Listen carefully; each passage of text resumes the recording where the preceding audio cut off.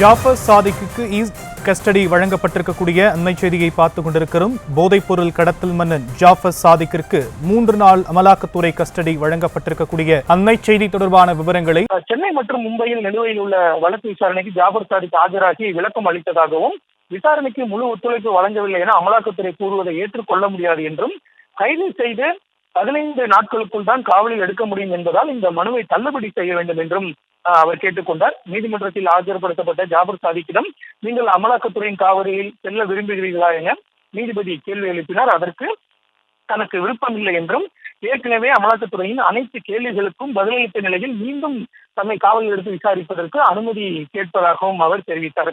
இந்த நிலையில் அனைத்து தரப்பு வாதங்களும் நிறைவடைந்த நிலையில் ஜாஃபர் சாதிக்கை 3 நாட்கள் காவலில் எடுத்து விசாரிக்க அமலாக்கத்துறைக்கு அனுமதி வழங்கி